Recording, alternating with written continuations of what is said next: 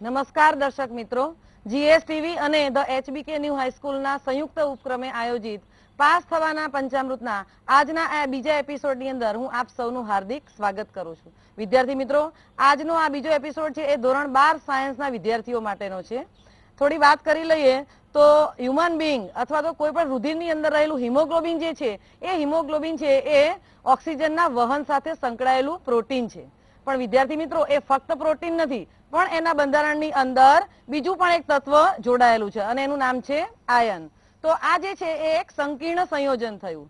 બીજું એક ઉદાહરણ હું તમને આપી દઉં, ક્લોરોફિલ. લીલી વનસ્પતિ જેની મદદથી પ્રકાશ સંશ્લેષણની ક્રિયા કરે છે. તો આ ક્લોરોફિલ છે એ પણ એક પ્રકારનું સંકીર્ણ સંયોજન છે. તો વિદ્યાર્થી મિત્રો, એક્ઝિસ્ટન્સ તો એનું પહેલેથી હતું જ, પરંતુ આપણે એનું બંધારણ અને એની ઉપયોગિતા જેમ જેમ આપણને ખબર પડતી ગઈ તેમ તેમ જાણતા ગયા અને એનું બંધારણ સમજ્યા પછી એની બીજી શું ઉપયોગિતા હોઈ શકે એની ઉપર પણ આપણે ફોકસ કર્યું. તો તમારા 12 સાયન્સના ચોથા સેમિસ્ટરનું ચોથું પ્રકરણ છે સંકીર્ણ સંયોજનો અથવા તો સવર્ગ સંયોજનો. તો આની ઉપર આજે આપણી સાથે જે ચર્ચા કરવાની છે બોર્ડની પરીક્ષાને અનુલક્ષીને, તો શ્રી કેતનભાઈ વોરા ઉપસ્થિત છે અને એ તમને આ પ્રકરણની અંદર ખાસ કરીને આવા જે સંયોજનો હોય એની અંદર કક્ષકોનું સંકરણ કેવી રીતે હોય, એ સંકરણને કારણે એ કેવી ભૌમિતિક રચના ધારણ કરે છે અને એની અંદર જે ચુંબકીય ગુણધર્મો છે, તો આ બધી વસ્તુની વિગતે ચર્ચા કરશે. તો પ્લીઝ શ્રી કેતનભાઈ. નમસ્તે વિદ્યાર્થી મિત્રો. સંકીર્ણ સંયોજનો અથવા તો સંકીર્ણ ક્ષાર વિશે સમજ મેળવતા પહેલા આપણે એ સમજવું જોઈએ કે સંકીર્ણ સંયોજનો અથવા તો સંકીર્ણ ક્ષારનું નિર્માણ કેવી રીતે થાય છે. આપ સૌ જાણો છો કે સંકીર્ણ ક્ષાર અથવા સવર્ગ સંયોજનો બનાવવા માટે બે વસ્તુની આવશ્યકતા છે. એક સંક્રાંતિ તત્વનો ધનાયન અને બીજું લિગેન્ડ. સંક્રાંતિ તત્વનો ધનાયન જે છે તેની પાસે 3D, 4S, 4P કે 4D જેવી ખાલી કક્ષકો હોય છે, જ્યારે લિગેન્ડ તરીકે ઋણ આયન અથવા તો તટસ્થ અણુ વર્તી શકે છે. પણ મિત્રો, બધા જ ઋણ આયન કે બધા જ તટસ્થ અણુઓ એ લિગેન્ડ તરીકે વર્તી શકતા નથી. ફક્ત એવા જ ઋણ આયન કે એવા જ તટસ્થ અણુઓ લિગેન્ડ તરીકે વર્તે છે કે જેની પાસે સહેલાઈથી ગુમાવી શકાય તેવા અબંધકારક ઇલેક્ટ્રોન યુગ્મ હોય. આ લિગેન્ડ તરીકે વર્તતા આ ઋણ આયન કે તટસ્થ અણુ એ પોતાના આ અબંધકારક ઇલેક્ટ્રોન યુગ્મનું દાન એ સંક્રાંતિ ધાતુ તત્વના ધનાયનની ખાલી કક્ષકોમાં કરે છે, જેથી સંક્રાંતિ તત્વના ધનાયન અને લિગેન્ડ વચ્ચે એક સવર્ગ સહસંયોજક બંધની રચના થાય છે. આ સવર્ગ સહસંયોજક બંધ રચાવાને કારણે જે સંયોજનો બને છે તેને સંકીર્ણ સંયોજનો તરીકે ઓળખવામાં આવે છે. આમ વ્યાખ્યાની દ્રષ્ટિએ જોઈએ તો સંકીર્ણ સંયોજનોની વ્યાખ્યા એમ કહી શકાય કે સંક્રાંતિ તત્વના ધનાયનની 3D, 4S, 4P કે 4D જેવી ખાલી કક્ષકોમાં લિગેન્ડ તરફથી આવતા ઇલેક્ટ્રોન યુગ્મનો સ્વીકાર કરી સવર્ગ સહસંયોજક બંધ ધરાવતા જે સંયોજનો બનાવવામાં આવે છે તેને સંકીર્ણ સંયોજન તરીકે ઓળખવામાં આવે છે. સંકીર્ણ સંયોજનોની અંદર સામાન્ય રીતે જે લિગેન્ડ તરીકે વર્તતો પરમાણુ છે કે અણુ છે એ ઇલેક્ટ્રોન યુગ્મનું દાન કરે છે. લુઈસ એસિડ બેઝ સિદ્ધાંત મુજબ જે અણુ પરમાણુ કે આયન ઇલેક્ટ્રોન યુગ્મનું દાન કરે તેને લુઈસ બેઝ તરીકે ઓળખવામાં આવે છે. જ્યારે સંકીર્ણ ધાતુ આયન એ ઇલેક્ટ્રોન યુગ્મનો સ્વીકાર કરે છે. લુઈસ એસિડ બેઝ સિદ્ધાંત મુજબ જે અણુ પરમાણુ કે આયન ઇલેક્ટ્રોન યુગ્મનો સ્વીકાર કરે તેને લુઈસ એસિડ કહીએ છીએ. આમ સંકીર્ણ સંયોજનોનું નિર્માણ એ લુઈસ એસિડ અને લુઈસ બેઝ વચ્ચેની પ્રક્રિયાથી થાય છે. અને આપ સૌ જાણો છો કે એસિડ અને બેઝ વચ્ચેની પ્રક્રિયાથી બનતા પદાર્થને ક્ષાર કહેવાય. તો આ પણ એક લુઈસ એસિડ અને લુઈસ બેઝની પ્રક્રિયાથી બનેલો ક્ષાર છે. આથી તેને સંકીર્ણ ક્ષાર તરીકે પણ ઓળખવામાં આવે છે.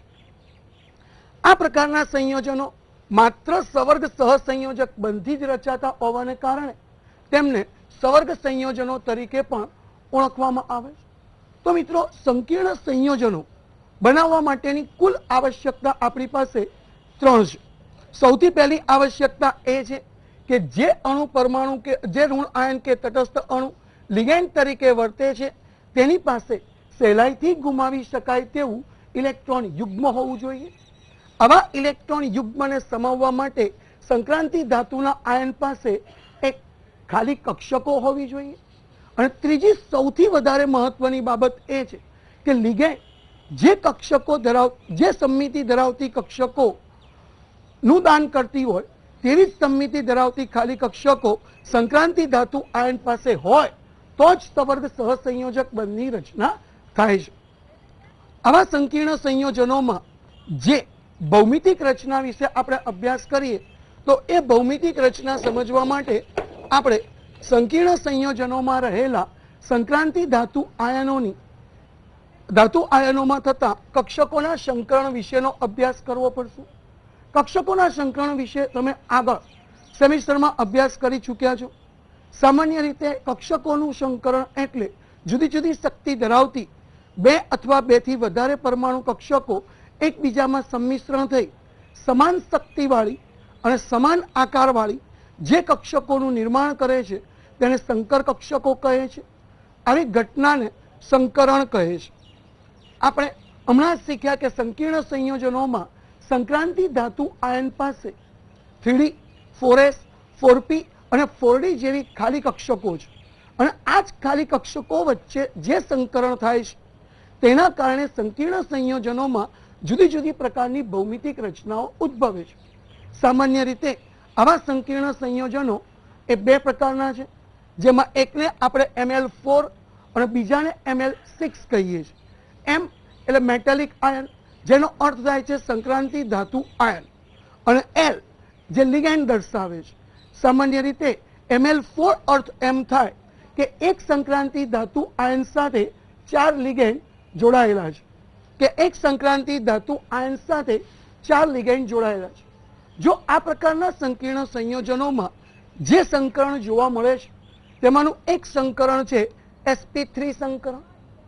sp3 સંકરણ વિશે ચર્ચા કરીએ તો કે જ્યારે ધાતુ આયનની ખાલી પડેલી એક 4s 3 4px 4py અને 4pz કક્ષકો એકબીજામાં સંમિશ્રિત થઈ સમાન શક્તિવાળી અને સમાન આકારવાળી 4 sp3 સંકર કક્ષકો બનાવે. સામાન્ય રીતે આ જે સંકર કક્ષકો છે એ સમચતુષ્ફલકના કેન્દ્રથી તેના 4 ખૂણાઓ તરફ ફેલાયેલી હોય છે, જેના કારણે સંકીર્ણ સંયોજનોમાં આવી સમચતુષ્ફલકીય ભૌમિતિક રચના ઉદ્ભવે છે. આ સંકીર્ણ સંયોજનોમાં તમે જોઈ શકો છો કે અહીંયા સંક્રાંતિ ધાતુનો આયન છે અને સમચતુષ્ફલકના 4 ખૂણા ઉપર 4 લિગેન્ડ એ સવર્ગ સહસંયોજક બંધથી જોડાયેલા છે. આ પ્રકારનું સંકરણ થતું હોય ત્યારે LML બંધકોણનું મૂલ્ય 109 ડિગ્રી અને 28 કળા જેટલું જોવા મળે છે. બીજા Ml4 પ્રકારના સંકરણની જો ચર્ચા કરીએ તો એ સંકરણ એ DsP2 પ્રકારનું સંકરણ છે. DsP2 પ્રકારના સંકરણમાં સંક્રાંતિ ધાતુ આયનની એક 3D, એક 4s અને બે 4px 4py કક્ષકો એકબીજામાં સંમિશ્રિત થઈ સમાન શક્તિવાળી સમાન આકારવાળી કુલ 4 DsP2 સંકર કક્ષકો બનાવે છે.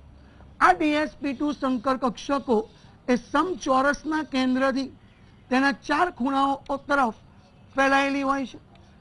આપ જાણો છો કે ચોરસના વિકર્ણો એકબીજાને કાટખૂણે દુભાગે છે.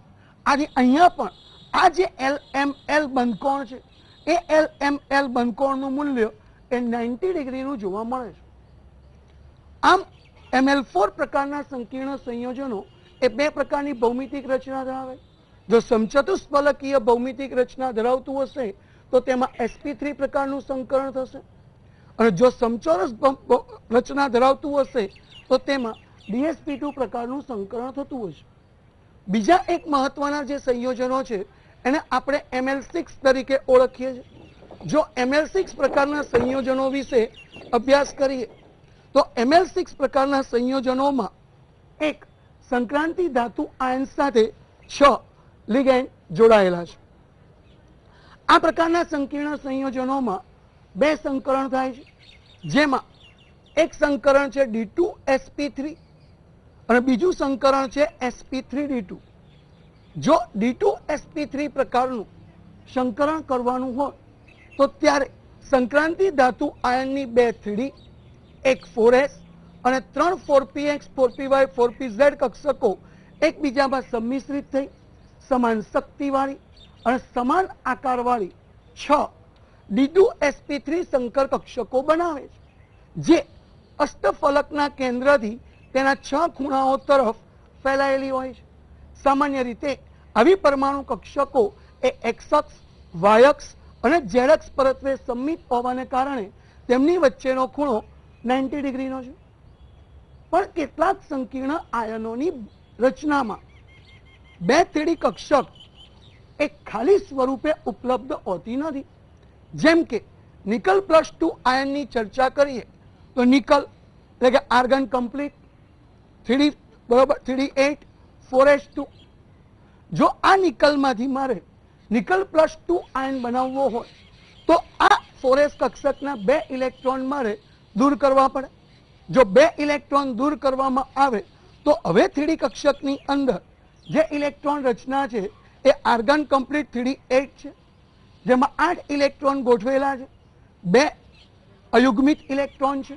જો આ ઇલેક્ટ્રોનનું યુગ્મન કરવામાં આવે તેમ છતાં પણ ફક્ત એક જ 3D કક્ષક ખાલી થાય છે. જ્યારે D2sp3 પ્રકારનું સંકરણ કરવા માટે 2 3D કક્ષક ખાલી જોઈએ. તો આવા નિકલ +2 જેવા આયનો, અન્ય આયનોમાં તમે કોપર +1, કોપર +2 કે કોબાલ્ટ +2 લઈ શકો છો, કે જે આયનો પાસે આવી ખાલી 2 3D કક્ષકો હોતી નથી. તો એવા સંજોગોમાં જ્યારે અંદરની તરફ રહેલી 2 3D કક્ષકો સંકરણમાં ભાગ લેવા માટે ઉપલબ્ધ ના હોય ત્યારે બહારની તરફ રહેલી 2 4D કક્ષકો એ સંકરણમાં ભાગ લે છે અને સંકીર્ણ સંયોજનોમાં એક નવું સંકરણ રચાય છે, જેને sp3d2 સંકરણ તરીકે ઓળખવામાં આવે છે. આ સંકરણમાં સંક્રાંતિ ધાતુ આયનની એક 4s, 3 4px 4py 4pz અને 2 4d કક્ષકો એકબીજામાં સંમિશ્રિત થઈ સમાન શક્તિવાળી અને સમાન આકારવાળી 6 sp3d2 સંકર કક્ષકો બનાવે છે. આ sp3d2 સંકર કક્ષકો પણ D2sp3 સંકર કક્ષકોની જેમ જ અષ્ટફલકના કેન્દ્રથી તેના 6 ખૂણાઓ તરફ ફેલાયેલી છે. આ કક્ષકો પણ એક્સ અક્ષ, વાય અક્ષ અને ઝેડ અક્ષ પરત્વે સંમિત છે. આથી તેમની વચ્ચેનો બંધકોણ પણ 90 ડિગ્રીનો છે. તો મિત્રો, આ તો થઈ સંકીર્ણ સંયોજનોમાં રહેલા સંક્રાંતિ ધાતુ આયનો વચ્ચે થતા જુદા જુદા પ્રકારના સંકરણનું. પણ જો આપણે સંકીર્ણ સંયોજનોમાં રહેલા સંકીર્ણ આયનોની ભૌમિતિક રચના વિશે અભ્યાસ કરવો હોય તો એ અભ્યાસ કરવા માટે એક મહત્વનું પાસું તે સંકીર્ણ સંયોજનોના ચુંબકીય ગુણધર્મો છે. ચુંબકીય ગુણધર્મોની ચર્ચા કરીએ તો ચુંબકીય ગુણધર્મો એ 2 પ્રકારના છે.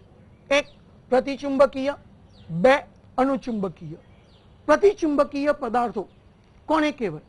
તો કે જે પદાર્થોની જે સંકીર્ણ સંયોજનોમાં રહેલા સંક્રાંતિ ધાતુ આયનની 3D કક્ષકમાં જો બધા જ ઇલેક્ટ્રોન યુગ્મિત હોય તો તેને આપણે પ્રતિચુંબકીય પદાર્થો કહીએ. પણ જો સંક્રાંતિ તત્વોની જે 3D કક્ષક છે એ 3D કક્ષકમાં એક પણ ઇલેક્ટ્રોન અયુગ્મિત હોય, યાદ રાખજો, એક પણ ઇલેક્ટ્રોન અયુગ્મિત હોય તો તેવા સંકીર્ણ આયનો અનુચુંબકીય ગુણધર્મ ધરાવે છે. સામાન્ય રીતે આ ચુંબકીય ગુણધર્મો માટે જે સૈદ્ધાંતિક ચુંબકીય ચાકમાત્રા શોધવાનું સૂત્ર μ = √n × n+2 bm. આ bm એ બોહરે આપેલો એક એકમ છે જેને બોહર મેગ્નેટોન તરીકે ઓળખવામાં આવે છે, જેમાં n એ અયુગ્મિત ઇલેક્ટ્રોનની સંખ્યા છે. સ્વાભાવિક રીતે પ્રતિચુંબકીય પદાર્થોમાં અયુગ્મિત ઇલેક્ટ્રોનની સંખ્યા એક પણ હોતી નથી, કારણ કે બધા જ ઇલેક્ટ્રોન યુગ્મિત છે. આથી આવા પદાર્થોની ચુંબકીય ચાકમાત્રાનું મૂલ્ય એ 0 અથવા તો 0 બોહર મેગ્નેટોન તરીકે ઓળખીએ છીએ.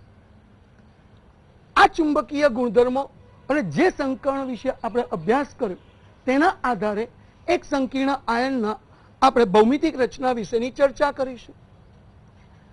મિત્રો, Ml4 પ્રકારના જે સંકીર્ણ સંયોજનો છે, સામાન્ય રીતે આ જે Ml4 પ્રકારના સંકીર્ણ સંયોજનો છે એ સંકીર્ણ સંયોજનો અથવા સંકીર્ણ આયન એની પાસે બે પ્રકારની ભૌમિતિક રચના છે. એક સમચોરસ પ્રકારની રચના છે. આપ હમણાં જ ભણ્યા કે સમચોરસ પ્રકારની રચનામાં dsp2 પ્રકારનું સંકરણ થતું હોય છે, જ્યારે સમચતુષ્ફલકીય રચનાની અંદર sp3 પ્રકારનું સંકરણ થતું હોય છે. જ્યારે ml6 પ્રકારના સંકીર્ણ સંયોજનોમાં તેની ભૌમિતિક રચના અષ્ટફલકીય છે. આ અષ્ટફલકીય રચનામાં d2sp3 અથવા sp3d2 પ્રકારનું સંકરણ થાય. પણ આ બે સંકરણ પૈકી કયું સંકરણ થતું હશે તે આપણે ચુંબકીય ગુણધર્મોના આધારે નક્કી કરી શકીએ છીએ. અહીં આપણે એક ml4 પ્રકારનું સંકીર્ણ સંયોજન લઈએ, અથવા તો એને સંકીર્ણ આયન સ્વરૂપે પણ લખી શકાય. જેમ કે અહીંયા NiCN4-2 એ સંકીર્ણ આયન છે. પણ આ જ પ્રશ્ન જો પરીક્ષામાં પૂછવો હોય તો એની આ -2 સંયોજકતા એ હું કોઈ પણ ધનાયન વડે બેલેન્સ કરી શકું છું. જેમ કે આની આગળ Na2 NiCN4 લખું તો એ સંકીર્ણ સંયોજન કહેવાય. સંકીર્ણ સંયોજન અને સંકીર્ણ આયન આ બંનેની ભૌમિતિક રચનાનો આધાર એ એના બંધારણ પર છે.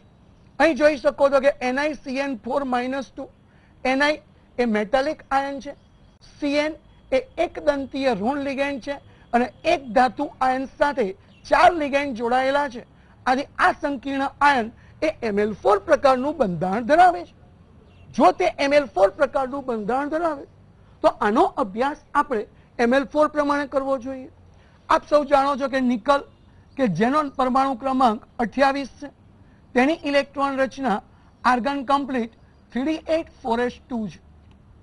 જો આ 3d8-4s2 ઇલેક્ટ્રોન રચનાને આપણે ઇલેક્ટ્રોનની ગોઠવણી દર્શાવીએ તો હુડના નિયમ મુજબ સૌથી પહેલા 5 ઇલેક્ટ્રોન અયુગ્મિત મૂકવામાં આવે, ત્યારબાદ 6, 7 અને 8 ઇલેક્ટ્રોન એ પહેલા 3 ઇલેક્ટ્રોનનું યુગ્મન કરે છે, જેથી 2 ઇલેક્ટ્રોન અયુગ્મિત રહે છે. અને 4s કક્ષકની અંદર જે 2 ઇલેક્ટ્રોન છે તે દર્શાવેલા છે. અહીંયા Cn એ એક દંતીય ઋણ લિગેન્ડ છે. Cn એ એક દંતીય ઋણ લિગેન્ડ હોવાને કારણે તેનો વીજભાર એ -1 ગણાય. જો એક Cn નો -1 તો 4 Cn ના -2 -4. આ -4 ને આપણે બરોબરની પેલી બાજુ લઈ જાઓ, ઓક્સિડેશન આંક શોધી નાખો તો નિકલનો ઓક્સિડેશન આંક એ +2 આવે. જો નિકલ +2 આયન બનતો હોય તો તેની આ 4s કક્ષકમાં રહેલા ઇલેક્ટ્રોન એ દૂર થશે. તો એના કારણે એની ઇલેક્ટ્રોન રચના એ આર્ગન કમ્પ્લીટ 3d8 થશે. જો આર્ગન કમ્પ્લીટ 3d8 વિચારીએ તો એની અંદર 2 ઇલેક્ટ્રોન અયુગ્મિત છે. આ ml4 પ્રકારનું સંકીર્ણ આયન અથવા તો સંકીર્ણ સંયોજન છે. સૌપ્રથમ આપણે પહેલી શક્યતાનો વિચાર કરીએ કે જો તેમાં dsp2 પ્રકારનું સંકરણ થતું હોય. હમણાં જ આપણે વાત કરી કે ml4 પ્રકારના સંકીર્ણ સંયોજનોમાં 2 પ્રકારની ભૌમિતિક રચના છે. જો આ NiCN4-2 એ સમચોરસ પ્રકારની ભૌમિતિક રચના ધરાવતું હશે તો સ્વાભાવિક રીતે તેમાં dsp2 પ્રકારનું સંકરણ થતું હોય. આ માટે મારે જે 2 3D કક્ષકો ખાલી કરવી પડે, એક 3D કક્ષક ખાલી કરવી પડે છે.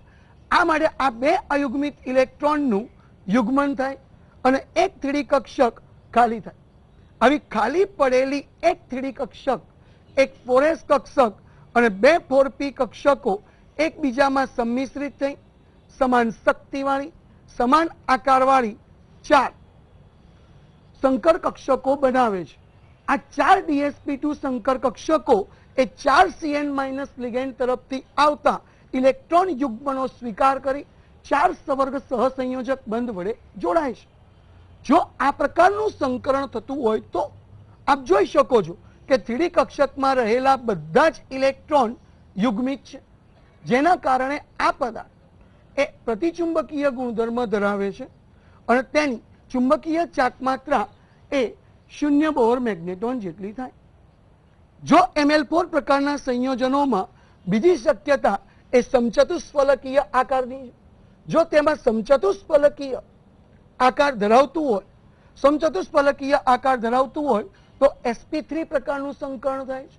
પણ sp3 પ્રકારના સંકરણમાં આપણે એક 4s અને 3 4p કક્ષકોની જરૂર છે, જે ઓલરેડી નિકલ +2 આયનની ઇલેક્ટ્રોન રચનામાં પહેલેથી જ ખાલી છે, જેના કારણે અહીં 3D કક્ષકના ઇલેક્ટ્રોનની ફેર ગોઠવણી કરવી જરૂરી પડતી નથી.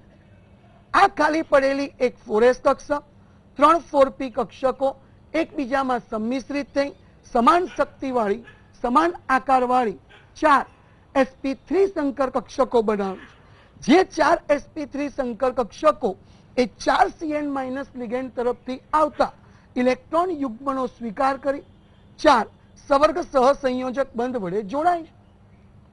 જો આ પ્રકારની ભૌમિતિક રચના થતી હોય તો અહીંયા આ 3D કક્ષકની અંદર 2 ઇલેક્ટ્રોન અયુગ્મિત છે. 2 ઇલેક્ટ્રોન અયુગ્મિત હોવાને કારણે તેનો ચુંબકીય ગુણધર્મ અનુચુંબકીય થશે. તો આની અનુચુંબકીય ચાક માત્રા μ = અહીં જે સૂત્ર બતાવ્યું છે એમાં n બરાબર 2 મૂકી દો તો 2 × 2 + 2 તો =√8 અને √8 એટલે 2.83 બોહર મેગ્નેટોન થશે. 2.83 બોહર મેગ્નેટોન થશે. પણ પ્રશ્ન એમ આવે કે NiCN4 - 2 એ Ml4 પ્રકારનો સંકીર્ણ આયન છે અને એમાં 2 શક્યતા છે કે જો સમચોરસ આકાર ધરાવતો હોય તો dsp2 સંકરણ અને સમચતુષ્ફલકીય આકાર ધરાવતો હોય તો sp3 સંકરણ. તો આ 2 સંકરણો પૈકી કયું સંકરણ થતું હશે?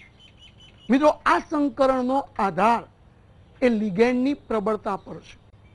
સામાન્ય રીતે લિગેન્ડની જે પ્રબળતાનો ક્રમ છે એ લિગેન્ડની પ્રબળતાનો ક્રમ એ CO, જેને કાર્બોનિલ કહીએ છીએ, is greater than Cn, is greater than NH3, is greater than H2O, is greater than F-, is greater than Cl-. જેમાં CO, Cn અને NH3 ને આપણે પ્રબળ લિગેન્ડ તરીકે ઓળખીએ છીએ, જ્યારે H2O, F અને Cl ને આપણે નિર્બળ લિગેન્ડ તરીકે લઈએ છીએ. જો લિગેન્ડ પ્રબળ હોય તો પ્રબળ લિગેન્ડના પ્રભાવ હેઠળ સંકીર્ણ આયનની અંદર 3D કક્ષકના ઇલેક્ટ્રોનની ફેર ગોઠવણી શક્ય બને છે.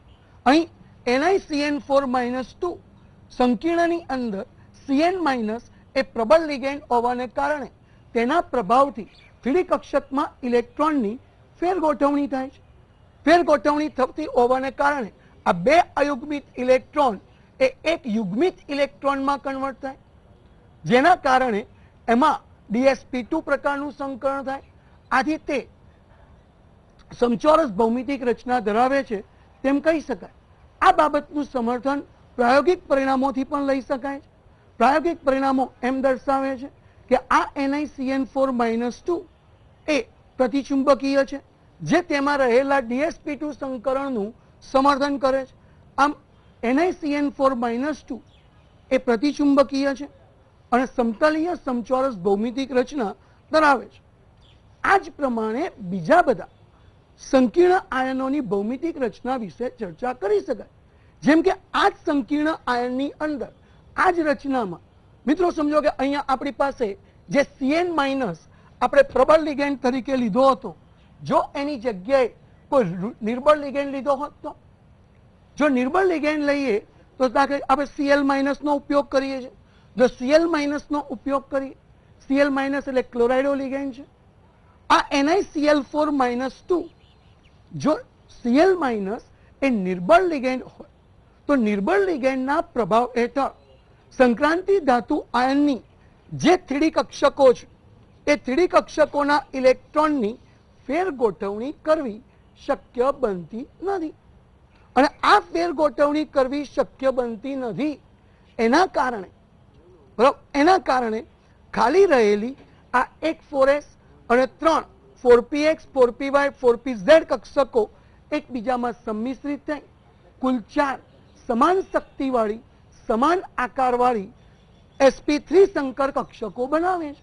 જે sp3 સંકર કક્ષકો એ 4 Cl- લિગેન્ડ તરફથી આવતા ઇલેક્ટ્રોન યુગ્મનો સ્વીકાર કરી 4 સવર્ગ સહસંયોજક બંધ વડે જોડાય છે.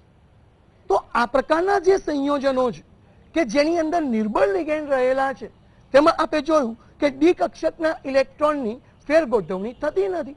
પણ જે પ્રબળ લિગેન્ડ ધરાવે છે એવા સંકીર્ણ સંયોજનોમાં આ ડી કક્ષકના ઇલેક્ટ્રોનની ફેરગોઠવણી થાય છે. આના જ આધારે આપણે એમ કહી શકીએ કે આ NiCl4-2 સંકીર્ણ આયનમાં sp3 પ્રકારનું સંકરણ થાય છે. અને જો sp3 પ્રકારનું સંકરણ થતું હોય તો તેની ભૌમિતિક રચના એ સમચતુષ્ફલકીય હોઈ શકે છે. આ જ પ્રમાણે જુદા જુદા લિગેન્ડ અથવા તો જુદા જુદા સંક્રાંતિ ધાતુ આયનો બદલીને આપણે અન્ય કોઈ સંકીર્ણ આયનોની ભૌમિતિક રચનાઓ વિશે અભ્યાસ કરી શકીએ છીએ. તમે સમજી શકો છો કે આની જગ્યાએ જો આપણે Ml6 પ્રકારના સંકીર્ણની વાત કરીએ તો આપ જાણે છે કે Ml6 પ્રકારના જે સંકીર્ણ સંયોજનો છે એ Ml6 પ્રકારના સંકીર્ણ સંયોજનોમાં અસ્તફલકીય ભૌમિતિક રચના છે. અને અસ્તફલકીય ભૌમિતિક રચના હોય તો D2sp3 અથવા sp3d2 પ્રકારનું સંકરણ થાય. જો D2sp3 અથવા sp3d2 પ્રકારના સંકરણ માટે માની લો કે આપણી પાસે આ FeCN4-2 આ FeCN4-2 સંકીર્ણ આયન છે કે જેને આપણે ફેરોસાયનાઇડ આયન તરીકે ઓળખીએ છીએ. જો આ FeCN4-2 સંકીર્ણ આયનની મારે ભૌમિતિક રચના જોવી હોય, સોરી આપણે Ml6 ની વાત કરીએ, FeCN6-2 સંકીર્ણ આયનની ભૌમિતિક રચના વિશે વાત કરીએ તો અહીંયા Feની જે ઓક્સિડેશન અવસ્થા છે એ Feની ઓક્સિડેશન અવસ્થા એ +2 થશે. જો Feની ઓક્સિડેશન અવસ્થા +2 થાય તો તેની ઇલેક્ટ્રોન રચના એ આર્ગન કમ્પ્લીટ 3d6 થશે. જો ડી કક્ષકની અંદર આપણે 6 ઇલેક્ટ્રોન ગોઠવીએ તો ડી કક્ષકની અંદર જે 6 ઇલેક્ટ્રોન ગોઠવવામાં આવે એ ઊંડના નિયમ મુજબ પહેલા 5 ઇલેક્ટ્રોન એ આપણે અયુગ્મિત ગોઠવી દઈએ છીએ અને છઠ્ઠો જે ઇલેક્ટ્રોન છે એ આપણે યુગ્મિત ગોઠવીએ છીએ. આપ સમજી શકો છો કે અહીંયા Cn- એ પ્રબળ લિગેન્ડ છે અને પ્રબળ લિગેન્ડ હોવાને કારણે આ ડી કક્ષકની અંદર ફેરગોઠવણી થાય. જો ડી કક્ષકની અંદર ફેરગોઠવણી થશે તો આ ડી કક્ષકમાં રહેલા જે 4 અયુગ્મિત ઇલેક્ટ્રોન છે એ 4 અયુગ્મિત ઇલેક્ટ્રોન એ 2 યુગ્મિત ઇલેક્ટ્રોનમાં કન્વર્ટ થઈ જશે, જેના કારણે આ 2 3D કક્ષકો ખાલી થશે. આવી ખાલી પડેલી 2 3D કક્ષક, એક 4s કક્ષક અને 3 4p કક્ષકો એકબીજામાં સંમિશ્રિત થઈ સમાન શક્તિવાળી સમાન આકારવાળી 6 D2sp3 સંકર કક્ષકો બનાવશે. જે D2sp3 સંકર કક્ષકો એ 6 Cn- લિગેન્ડ તરફથી આવતા ઇલેક્ટ્રોન યુગ્મનો સ્વીકાર કરી 6 સવર્ગ સહસંયોજક બંધ વડે જોડાશે. જો આ પ્રકારની ભૌમિતિક રચના થતી હોય તો તેમાં 3D કક્ષકની અંદર રહેલા બધા જ ઇલેક્ટ્રોન એ યુગ્મિત છે. આથી તેમાં ચુંબકીય ગુણધર્મો એ પ્રતિચુંબકીય છે અને તેનો આકાર એ અસ્તફલકીય આકાર તરીકે ઓળખવામાં આવે. આમ જુદા જુદા ધાતુ આયનો અને જુદા જુદા લિગેન્ડ લઈ અને આપણે સંકીર્ણ આયનોની ભૌમિતિક રચના વિશેનો અભ્યાસ કરી શકીએ છીએ, જેની વધુ વિગતના વધારે ઉદાહરણો આપણે પાઠ્યપુસ્તકમાં આપેલા છે. હવે કોઈ મિત્રોને કોઈ પ્રશ્ન પૂછવો હોય તો પૂછી શકાય છે. કિલેટ એટલે શું? કિલેટ જન્ય લિગેન્ડ જણાવો. Very good. બહુ સારો પ્રશ્ન છે. કિલેટ એટલે શું? સામાન્ય રીતે આ જે સંકીર્ણ સંયોજનો છે એ સંકીર્ણ થેન્ક યુ કેતનભાઈ. ખૂબ સરસ સંકલ્પના આજે તમે સંકીર્ણ સંયોજનો અને ખાસ કરીને સવર્ગ સહસંયોજક બંધ વિશે જે સમજૂતી આપી એના ઉપરથી તો મને એવું લાગે છે કે કેમેસ્ટ્રી વિષય માટે આપણે કહેવું હોય તો કન્સેપ્ટ વત્તા કન્સિસ્ટન્સી, કારણ કે કન્સેપ્ટ ખાલી હોય અને તમે સતત મહેનત ના કરો તો પણ રસાયણ વિજ્ઞાનના માર્ક મેળવી શકાતા નથી. તો કન્સેપ્ટ વત્તા consistency is equal to perfect